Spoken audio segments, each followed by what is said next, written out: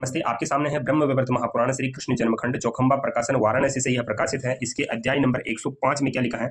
रुक्मणी के विवाह का प्रसंग। रुक्मणी के पिता का नाम भीष्मक था और भीष्मक के एक पुत्र था, उसका नाम था रुक्मी। जो रुक्मणी का बड़ा भाई था वो रुक्मणी के विवाह के अंतर्गत भोजन के लिए क्या आदेश देता है आप देखिए। गवाम लक्ष्य छेदनम च हिरणानाम द्विलक्षकम, यानी कि रुक्मणी के विवाह में 1 लाख गो गाय, 2 लाख हिरण, 4 लाख खरगोश, 4 लाख कछुए कच्छप, 10 लाख बकरे, 40 लाख भेड़, इनकी बलि पर्व काल में ग्राम देवी के समक्ष भक्ति से प्रदान करें। इनका पक्व मांस भोजनार्थ पाक कराएं। हे राजन सभी व्यंजन परिपूर्ण रहें। हे राजन यह सामग्री एकत्रित करवाएं। अब आप आगे देखिए। रुक्मी कहता है, यानी कि रुक्मणी का बड़ा भाई क्या कहता है श्री कृष्णचंद्र जी के बारे में?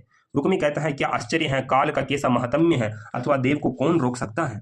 मैं इन देवेंद्रों की संसद में क्या कहूँ, क्या यह कन्या रुक्मणी देवताओं के योग्य तथा मनोहर है, परंतु इसे ग्रहण करने के लिए नंद का पशु रक्षक आया है। यह गोपियों का जार तथा गोपियों के चूटन का आहार करने वाला है। इसकी जाति का पता नहीं, इसके भोजन का कोई पता नहीं, न है मैथुन का, यानी कि भोग करने का। जहां कहीं भी खा लेता है और जहां कहीं मैथुन कर लेता है। ये गोपियों के साथ मैथुन करने पर उसके साथ कलंक लगाया था। क्या ये राजाओं का पुत्र है? क्या मुनि पुत्र है? वसुदेव तो क्षत्रिय हैं, जबकि यह तो वैश्य नंद के यहाँ भोजन करता है। इस दुरात्मा ने शिशु काल में स्त्री हत्या किया। इसके साथ संभोग करने से कुब्जा दासी मर गई।